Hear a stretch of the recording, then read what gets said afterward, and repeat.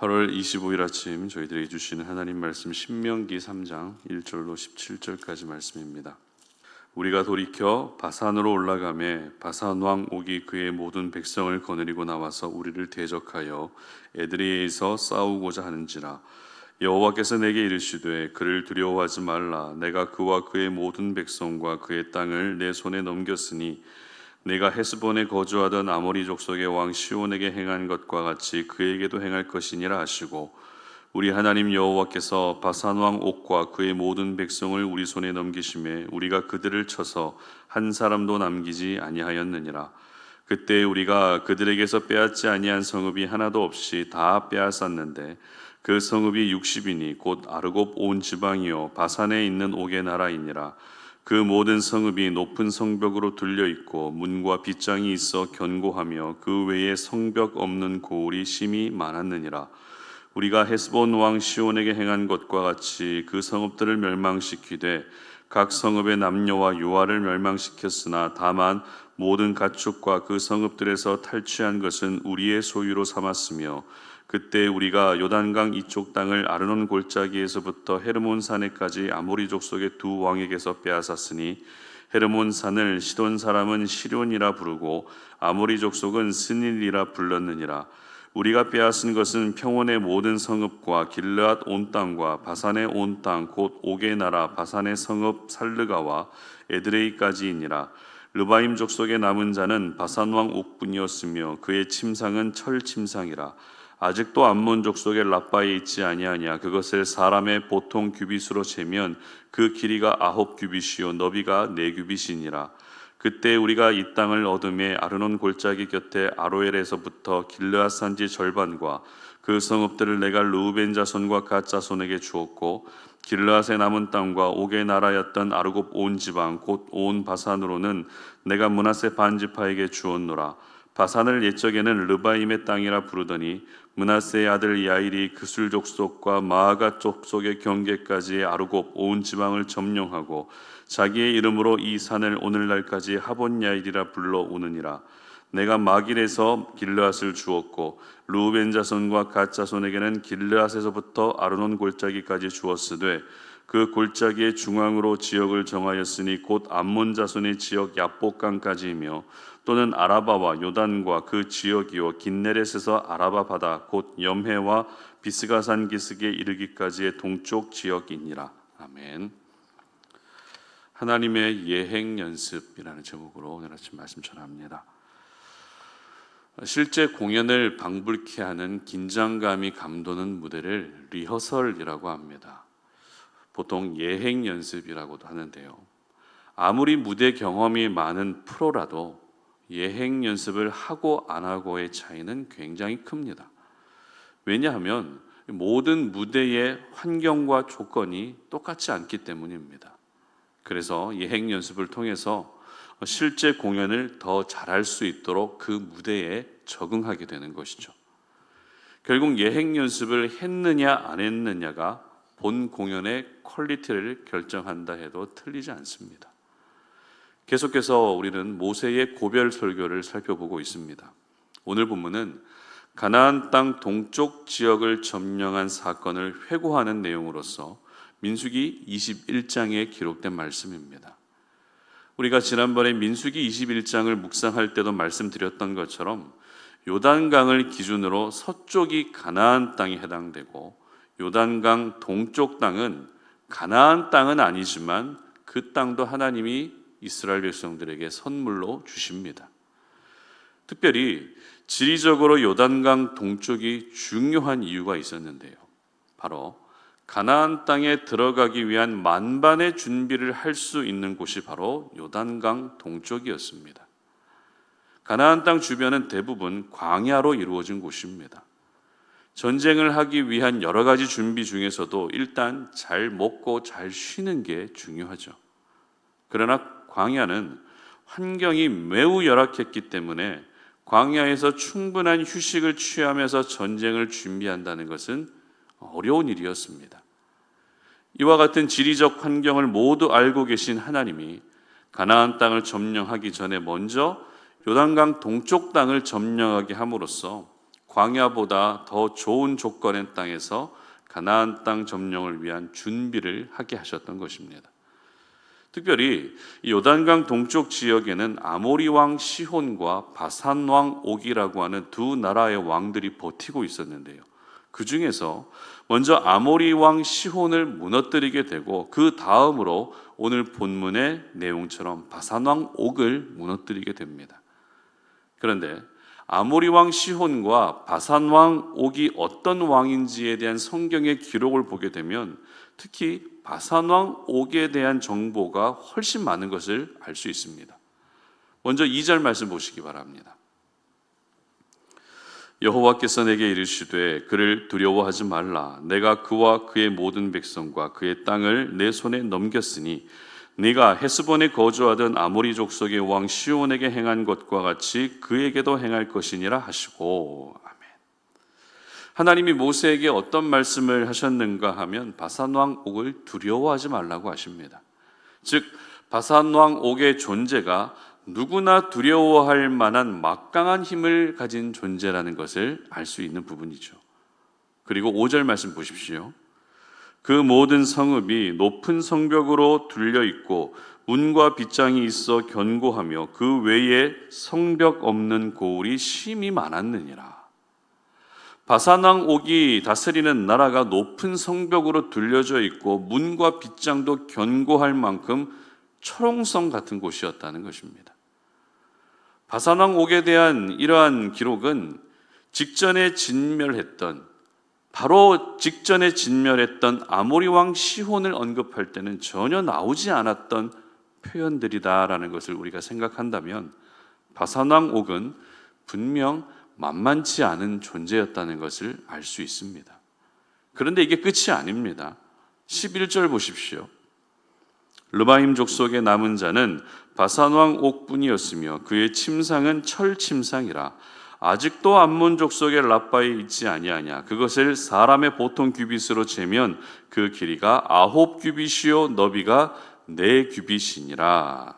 자, 바산 왕 옥이 르바임 족속의 남은 자라고 되어 있습니다. 그렇다면 르바임 족속이 어떤 사람인지 확인해 볼 필요가 있겠죠.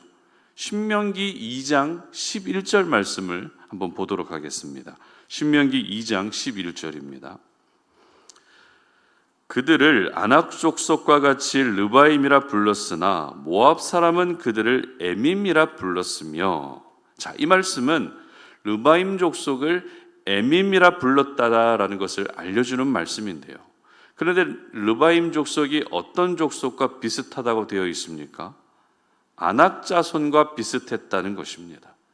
아낙 자손, 아낙 족속, 여러분 어디에서 많이 들어본 이름 아닙니까? 바로 가나안 땅을 정탐한 후에 여호수아와 갈렙을 제외한 나머지 10명의 정탐꾼들이 가나안 땅에 올라갈 수 없다, 올라가지 말자라는 부정적인 보고를 했던 결정적인 이유가 바로 네피림, 거인 족속이었는데 이 거인 족속이 바로 아낙 자손입니다.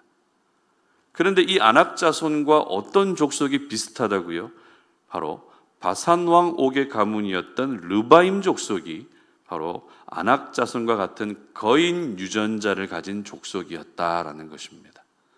이것을 뒷받침해 주는 말씀인 앞서 읽은 그 11절 말씀이 이것을 뒷받침해 주고 있죠.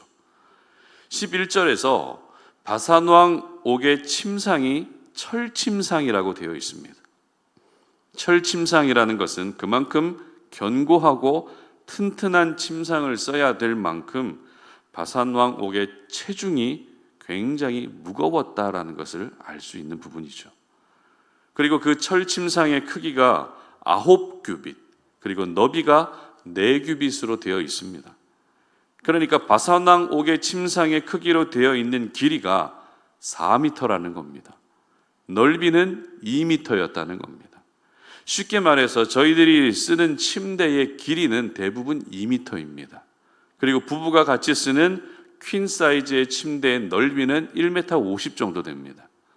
이것만 봐도 바산 왕 옥의 신장이며 체중이 상상을 초월할 정도였다라는 것을 알 수 있는 부분이죠. 누가 보더라도 지레 겁을 먹을 수밖에 없는 압도적인 신체를 자랑하는 사람이 바산왕 옥이었던 것입니다. 이름이 옥이라서 왠지 여성스럽고 귀염귀염할 것 같은데 이름과 달리 어마무시한 사람이 바로 바산왕 옥이었던 것입니다. 그러나 압도적인 피지컬을 자랑하던 바산왕 옥도 어떻게 됐습니까? 3절 말씀 보십시오. 우리 하나님 여호와께서 바산왕 옥과 그의 모든 백성을 우리 손에 넘기심에 우리가 그들을 쳐서 한 사람도 남기지 아니하였느니라. 아멘. 진멸당하게 됩니다. 보는 이들마다 두려움과 공포로 떨게 했던 바산왕 옥이 먼지처럼 사라집니다. 특별히 저희들은 가나안 땅을 점령하기 전에 먼저 요단강 동쪽 지역을 점령하고 그 중에서도 바산왕 옥을 진멸했던 이유를 생각할 필요가 있습니다. 앞서 살펴본 것처럼 바산왕 옥은 지난날 모든 이스라엘 백성들을 한순간에 패배의식에 사로잡히게 했던 아낙 자손과 같은 거인 유전자를 가진 사람입니다. 출애굽 1세대는 아낙 자손의 크기에 놀래서 가나안 땅에 들어가지 못했지만 출애굽 2세대는 아낙 자손과 싸워서 이기고 결국 가나안 땅에 입성하게 됩니다. 무슨 말입니까? 압도적인 신체를 가진 바산왕 옥과 가나안 땅에 들어가기 전에 먼저 싸웠다는 것은 본 경기에 앞서 진행된 예행 연습이었다는 것입니다. 이제 곧 더 많은 거인들과 싸워야 될 가나안 전쟁을 앞두고 바산왕 옥을 쓰러뜨리는 전쟁을 통해 거인들로 인한 두려움이 사라지게 하셨다는 것입니다. 막강한 바산왕 옥도 하나님이 우리의 손에 넘기셨는데 더 많은 아낙 자손도 하나님이 우리의 손에 넘기실 것이라는 믿음을 가지게 되는 중요한 사건이 바로 가나안 땅 동쪽 지역을 점령한 사건이었습니다. 그렇습니다. 하나님은 언제나 우리를 예행 연습시키십니다. 왜냐하면 본 경기를 앞두고 있는 가운데 생기는 두려움이 사라지게 하시기 위해서죠. 본 경기에서 반드시 이기게 하시기 위해서입니다. 따라서 우리 삶 가운데 일어나는 모든 일은 하나님이 나를 훈련시키시고 단련시키셔서 진짜 싸움에서 이기게 하시기 위한 예행 연습이라는 것을 기억할 수 있어야 됩니다. 지금 겪고 있는 고난도 예행 연습이고 지금 누리고 있는 행복도 예행 연습입니다. 사람들과의 갈등도 예행 연습이며 반대로 사람들과 좋은 관계 속에 살아가게 하는 것도 예행 연습입니다. 실패도 예행 연습이고 성공도 예행 연습인 것입니다. 그러므로 하나님의 사람들에게는 헛된 시간이란 절대 없다라는 것을 오늘 이 아침에 기억할 수 있었으면 좋겠습니다. 그런데 예행 연습이라고 해서 최선을 다하지 않으면 안 됩니다. 보통 연습에 임하는 자세와 실전에 임하는 자세가 많이 달라지는데 믿음 안에서 이루어지는 예행 연습은 말이 예행 연습일 뿐이지 실전과 다르지 않습니다. 따라서 우리는 예행 연습에도 최선을 다할 수 있어야 됩니다. 결국 하나님의 예행 연습에 진심으로 응하는 사람이 승리의 기쁨을 맛보게 되고 예비된 은혜를 누리게 되는 것입니다. 이스라엘 백성들 역시 가나안 땅 점령에 앞서서 요단강 동쪽을 점령하는 것은 예행 연습이었지만 최선을 다했습니다.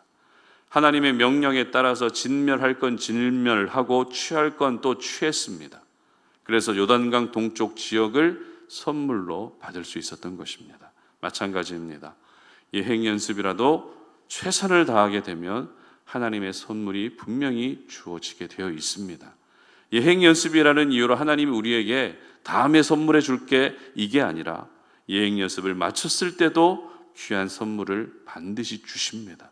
그러므로 오늘 이 하루도 하나님의 예행 연습이다라는 것을 가지고 생각을 가지시고 여러분에게 주어진 모든 시간과 역할에 최선을 다하는 그런 날이 될 수 있기를 주님의 이름으로 축복합니다. 함께 기도하겠습니다. 하나님 감사합니다. 오늘 우리가 주님의 말씀을 기억하며 오늘 이 하루가 하나님께서 우리에게 허락하신 예행 연습의 하루다라는 것을 기억합니다. 실전에서 더 잘할 수 있도록 실전에서 반드시 이길 수 있게 하기 위해서 우리를 먼저 훈련시키시고 단련시켜 가시는 것을 우리가 오늘 이 아침에 기억합니다.